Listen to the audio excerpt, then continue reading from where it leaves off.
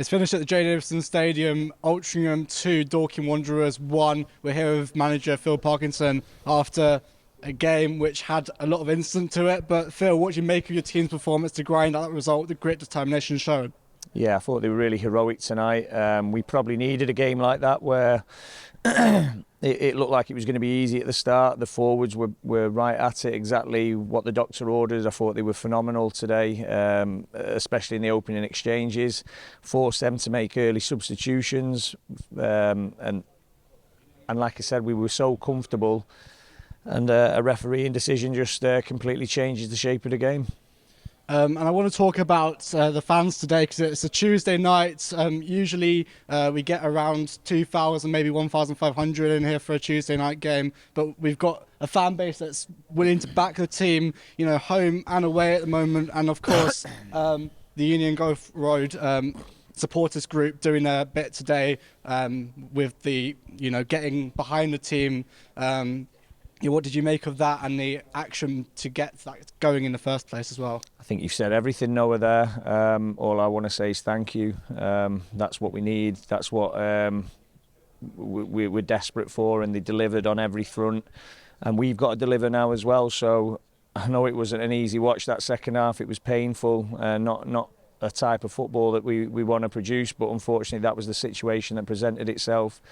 And the lads got over the line, and I think the fans sometimes, even when the football's not amazing, they can see the grit, desire, determination, all those bits. They can go home very satisfied with that. But the light at the end of the tunnel was how we played in the opening exchanges, and then the desire we showed, the fight we showed to get over the line against a team that pump it in the box and have got superior physical presence to ourselves. So it's good to see that we can come out the other end of it, and we've done that on a number of occasions this season. So we probably needed all of them bits, and the fans needed them bits to see as well. But I've been on record a lot this week. I've had so many messages from the fans. I've had letters sent to me.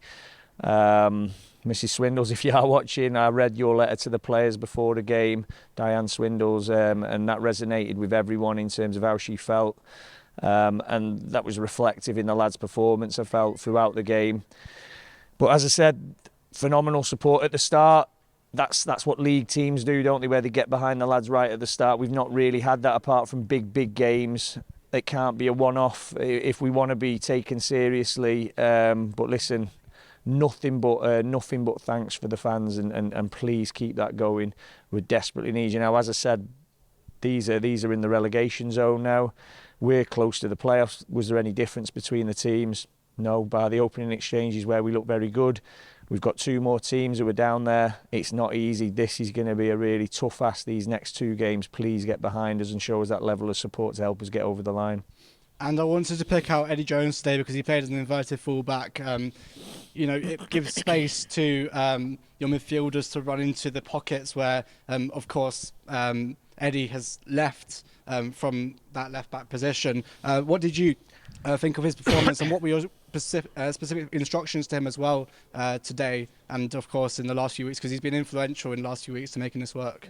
Yeah, I'll probably disagree with you a little bit, and I'm sure Eddie will as well, in terms of his form's dropped off from where it was at, but he's back to his best. I know he's given away a penalty, but that was tiredness. I felt a little bit of a tired leg there, and the lad's gone over him.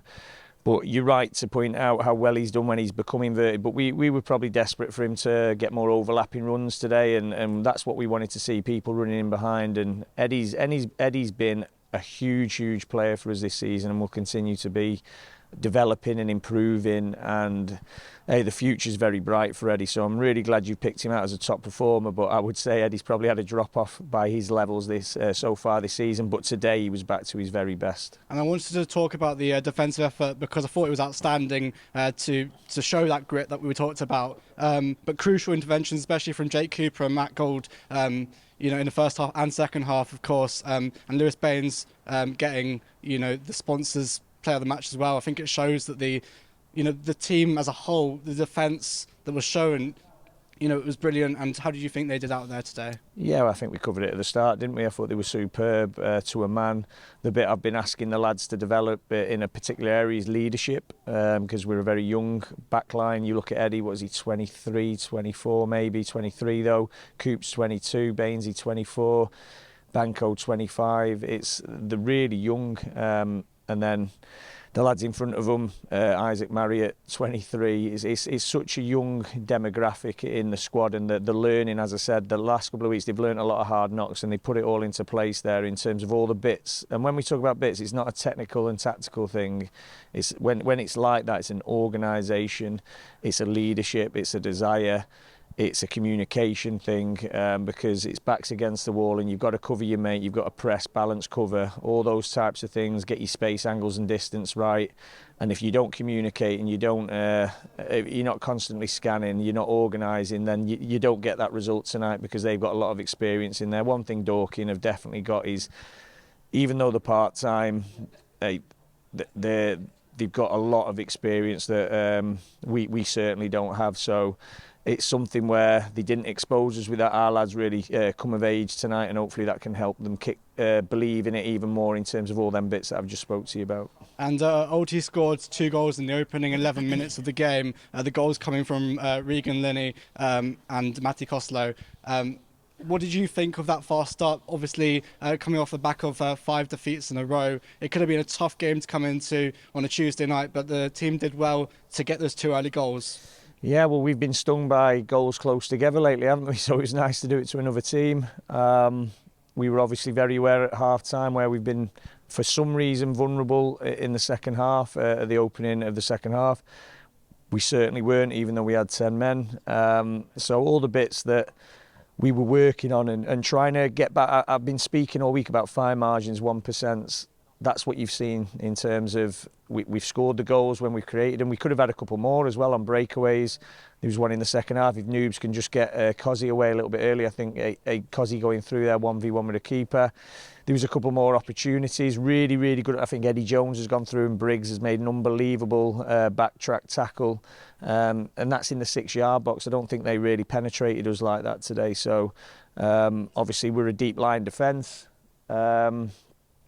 And we were able to keep them at bay when we had the disadvantage with the player being sent off. But ultimately the front play was outstanding today, and then the defence was superb. And the decision to bring off Chris Clark on the half-time mark, bring on Dio Angus, what was behind that? Was it a tactical decision? Was there an injury? Well, obviously, yeah. I mean, what's Chris's biggest strengths? It's on the ball work, isn't it? I'm not going to get the best out of Chris asking him to run after people. That's just not what Chris's strengths are. So we would have been setting him up to fail. It would have made us weaker defensively, but offensively he definitely would have added to us, because he's one of the best, if not the best in the division at what he does. But ultimately we've got different players for different scenarios, so it's not an issue with Chris. It's just I'm not playing to his strengths. If I'm asking him to just shut down men for 45 minutes, that's not going to get the best out of Chris Clark. And your main striker out for 3 games now for that red card, straight red cards. Obviously, there could be an appeal if you can see fit for that. But what did you make of the decision to send Regan Linney off? It's always difficult straight after the game, because you're asking me when I've not watched it back. I've asked Regan, he said he's not elbowed the lad, which is what we were told had happened. I believe that it was a chest to chest, or the lad's really experienced. Was it Craig who went down? I'm not sure. I can't remember who it was who went down, but ultimately if he's done what I think he's done, he's conned the ref, and if they want to do that, that's fine. We felt like we were hard done to with Isaac when we'd scored, and I think it was Fuller has turned around, put his shoulder into Isaac, so I don't understand when the line has got exactly the same view that he can come to 2 different outcomes. So that's inconsistency, depending on the severity of it. So if I watch it back and Regan's elbowed the lad, listen, Regan Linney will be getting a fine from me, because that's not acceptable. But if it's what I think it is, because I believe Regan, then it's really soft, really disappointing. It could have cost us. I mean, when you speak to the officials and they say, well, you can report it to the FA, it doesn't help me now.